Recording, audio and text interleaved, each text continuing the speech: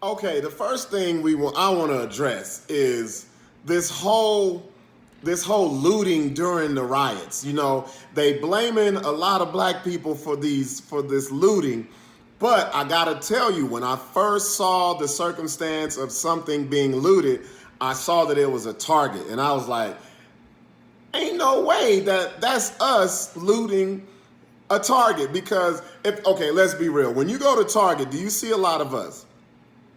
I think if you would have let us loot a Target, we wouldn't even know where to go. It's so organized, it's so spacious. Now, let it been a Walmart, I would have been like, yeah, bro, that was some Ray Rays and Lucretia's that was doing the Walmart. Because every Walmart is the same. When you walk into Walmart, to the left, you have the hair products and the bikes and the games and the kids stuff and stuff for your bedding and the mattresses and all that. In the middle, you got your clothing and all that. In the back, you have the electronics, and to the right, you have the groceries, your food, and all of that, the produce. Look, in your head right now, it's like, dang, man, that is every Walmart that I ever been to. Now, Target is different.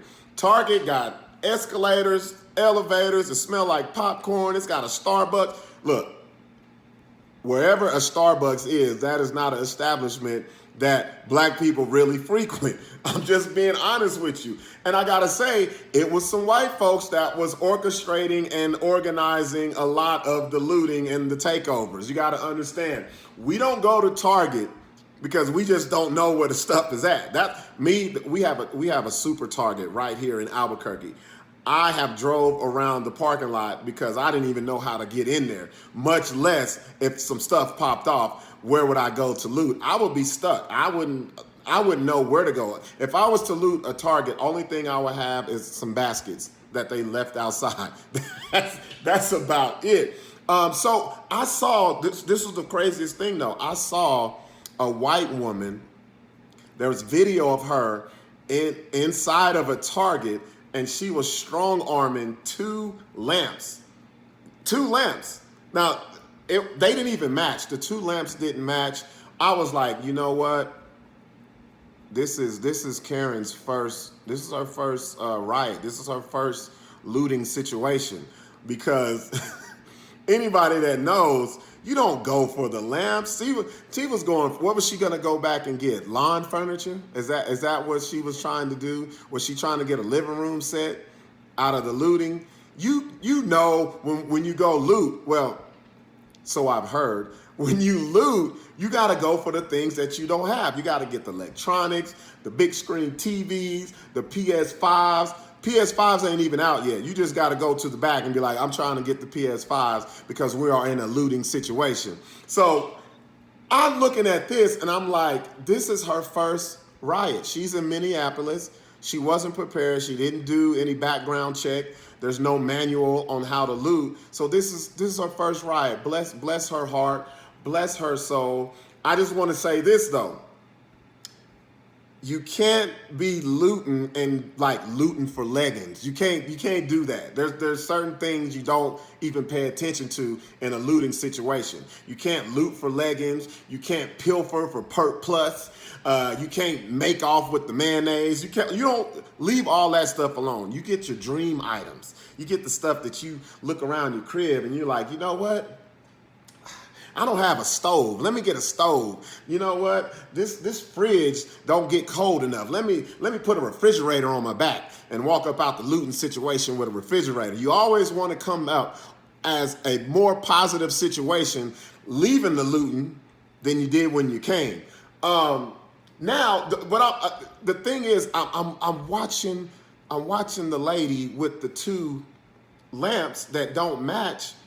And I'm thinking, you know what's going to have to happen? Now she's got to wait for a cop to kill another black person just so she can finish off building up her living room. Like, she's like, well, she's going to wait in Minneapolis and wait for a cop to kill another black man just to go back to get like the matching coffee tables, or she's going to be what I call the riot, not the looting hunter, the riot hunter, because wherever there's riots, there's going to be looting. She's listening to her scanner. She's like, I got to gas up, go to the next city because it's going to be a looting situation. Maybe I can finish off my living room set. by finish off my looting. It's like they should have. It's like what I call it is a looting layaway. Where you can get you can put all your stuff that you want and just get a little bit at a time. You can't get the whole wop. You got to get in and make you a looting layaway list for everything that you want, but it's going to take time to get it. You can't get it all at once because they shutting down the rioting.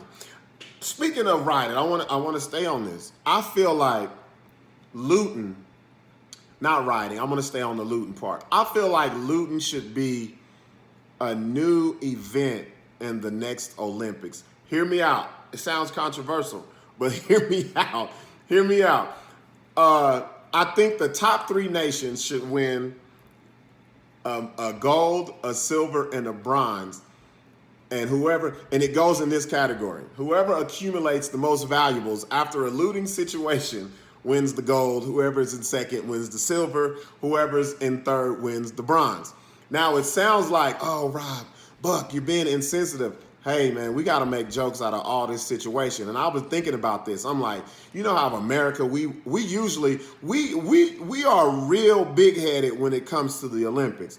We go to the Olympics and we're like, we winning the gold. We America. We coming and we become in first place. Now, if you put looting as one of the events in the Olympics, boy, it'll be hard to medal for the United States because these other countries take looting to the next level.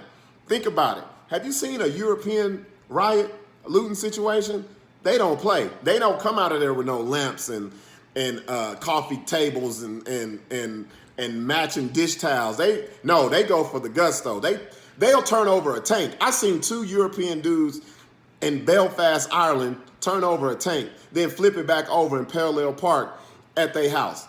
How America can't compete with that. What's another country that will probably win? They were in the running for the gold, but they're certified silver when it comes to looting. Any country in South America. Not have you been to Brazil? You didn't have to go. Have you seen Brazil when it's an uprising? Look how they say they have not even a rioting or a looting situation, just an uprising.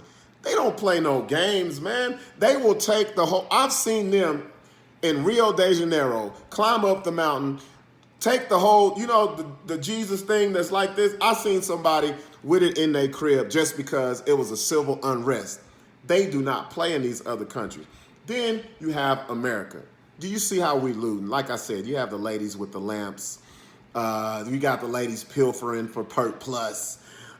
They making off with the mayonnaise. That's not the situations that we need when it comes to winning the gold and the looting event at the Olympics. Have you ever watched Supermarket Sweep? That's how it would be. You would have America, and then you would have like a country from South America, and then you would have a European country, and then we can put China in there too. If we all come together and try to see who wins the looting Olympics, we're always going to come up last because we just don't have that experience. The last rioting looting situation where was it at? Was it Milwaukee? It was in Wisconsin, right? We're so used to going into the poor communities which don't have much, and we're doing it like that. Think about in Europe. Europe, they knocked the whole wall down, a wall that spanned the whole country. They knocking down walls. They taking tanks. They taking over castles. America, it will be a hard run to try to mess with these countries in the looting Olympics. It's been so hectic on me. Look at me. Look at this. I can't get over that I'm really doing a show that's going to reach so many people, and I'm looking like this. Look at this. Look at that, man. Look at this. The back of my head looks like a failed emissions test. This looks like something that comes out of a tailpipe of an 82 Cutlass that doesn't have any type of filter on the engine. I haven't had a haircut, real talk. I haven't had a haircut since March the 20th. That's 76 days, 11 weeks, 2 months, 1,824 hours, 109,440 minutes, and lastly, 6,566,400 seconds. but who's keeping count? But I do want to say this before we get the show started. I hope you guys are enjoying this. I hope you got a little laughs that I can bring to you at a time like this, especially that it's being so stressful. On top of what's going on in America with the protests, police brutality, police killing black men, not getting prosecuted. On top of that, we're living through the coronavirus pandemic. I know it's been rough. People have been home. We've been kind of stir crazy. So I'm very appreciative, and I thank the African American Performance Arts Center for giving me the opportunity to bring some kind of enjoyment to you, to your home, and not only myself, but everyone else who is on the show. And why didn't nobody tell me my mustache growing over my top lip? You know how long the hairs have to be to grow over my top? My top lip looks like a hot link turned sideways, and it's got a hairy curtain over the top of it. Nobody wanted to tell me that? Come on, man. Y'all got to do better. Y'all stay tuned. Y'all stay tuned to the first virtual show by the African American Performance Arts Center.